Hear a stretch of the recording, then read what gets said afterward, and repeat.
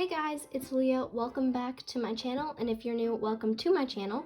In today's video, I'm going to be sharing with you guys my top 10 tips and tricks for being productive in school and life using your bullet journal. Now, I hope you guys enjoy this video. If you do, make sure to give it a big thumbs up and please subscribe down below, as well as turning on those notifications so you get notified every time I post a video. And with that, let's get into my tips and tricks.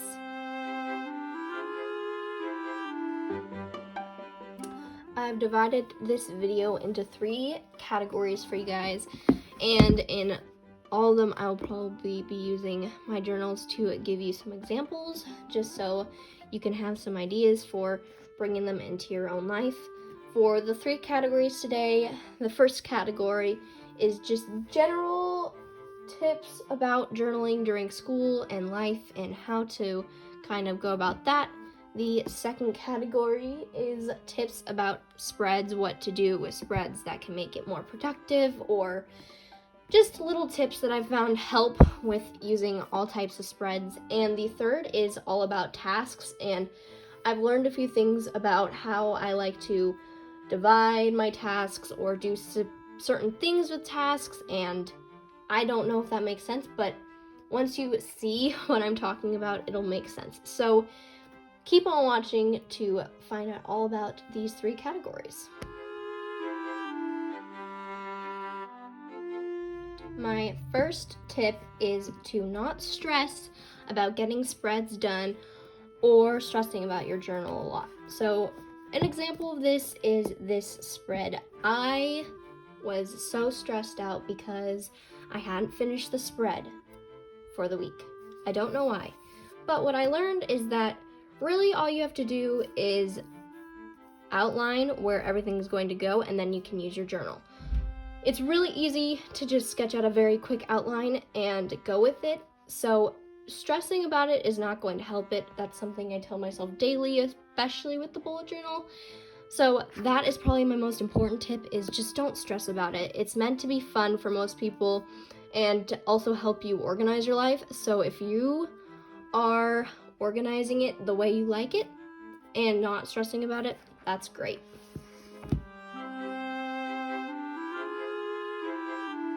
The second tip is carry your journal around with you everywhere. Whether you're at school, that's probably the most important place to bring it because you have to write down homework or something like that. Or even if you are going to somewhere to study, just bring this in case. Anything can happen, and having this is your organizational tool. And also, I like to keep my tasks and events in here, so I'm always alert of what I have going on that day, week, month, whatever. It's very important for me that I carry it around with me because it's just really easy to flip to any page and see what you're doing. Tip number 3 is to carry some of your supplies around with you while you're at school. Now, I normally will carry around a ruler, a few fine liners, maybe a few colors of my month around with me in a little pencil pouch so that I'm always alert. If I have time to journal, I normally will. And also it just really helps you if you made like a mistake that you want to fix or something like that. It also is a very good stress reliever in journaling. So if you have time at school and you're not doing anything and you want to journal, that's a great time to do it, especially if you're having a stressful day. My fourth and final general tip for this section is to use supplies in your journal that you actually like. Now, I know not everybody has money or anything for fancy supplies or anything, but honestly, a Crayola Super Tip can go a really long way, and those are pretty affordable in general. So just using supplies that make you happy, just investing in maybe one pen that you're always happy to pick up. That for me is my Muji pen when I am journaling. That just makes all the difference. All right, moving on to the spread tips. This is where all of these will come in very handy for me to show you everything. And the fifth tip for this video and the first spread tip is to add things to spreads. And what I mean by that is adding certain things can help you work through something. So for me, something I might add is due next week in the bottom corner, so that I have a visual of what I need to be done by the end of the weekend or something like that. Another thing I used a lot last year was when I didn't do my habit tracker and mood tracker, was actually do my habit and mood tracker on the spreads. So this is how I did it. Sometimes I forgot clearly, but this is a good example. And also, little quotes can also be something you can add to spreads. I do that to a lot of mine, honestly, and it really just adds a little something else and is a little bit more interesting to look at after. So those are some things you could add to spreads. See, have a happy holidays. Not Christmas anymore, but you know, those little things can add a big difference to your spreads and also help you stay organized. My tip number 6 is probably one of my most important tips, and that is make sure you have enough room on your spreads to fill them out.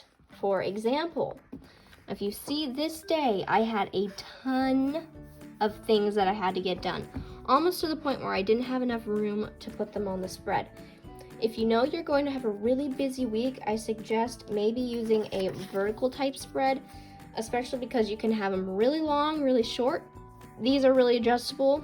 These layouts are a little less adjustable, which is why I don't use them as much when I know I have a busy week.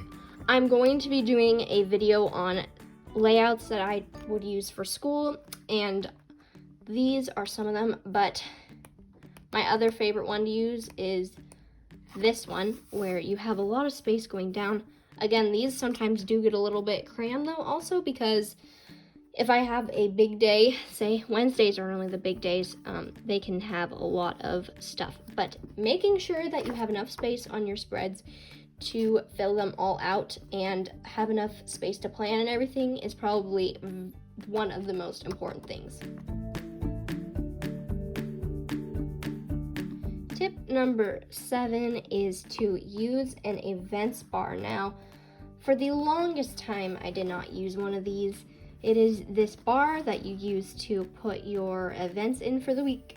And what I really like about them is that you can really divide your tasks and your events. If we flip back to some time before quarantine hit, you'll see that I would put my events like at the bottom or on the top, and it was crowded and complicated, and sometimes I couldn't distinguish them. So I think during this quarantine, I've really learned to embrace the events bar, and I really think that it helps for dividing everything.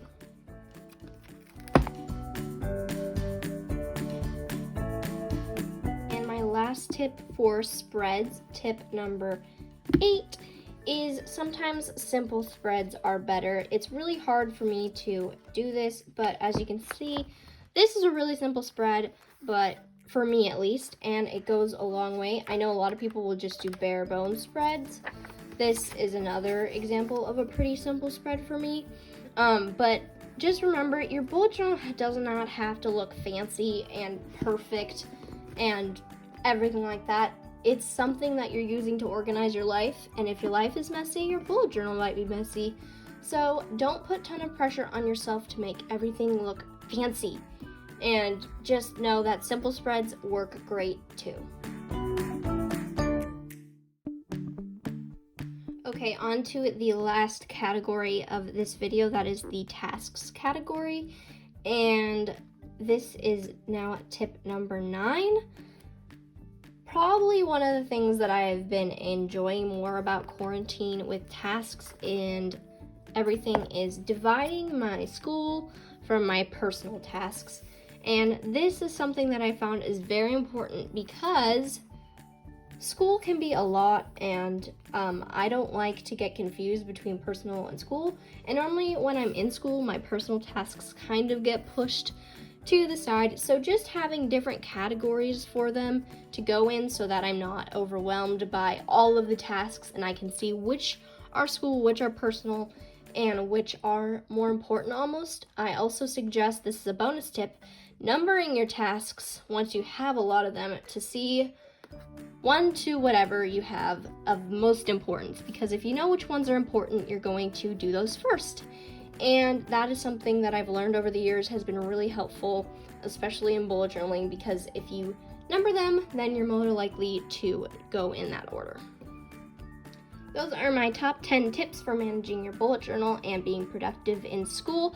I hope you guys enjoyed this video. Of course, make sure to give it a thumbs up, subscribe, and I'll see you next week.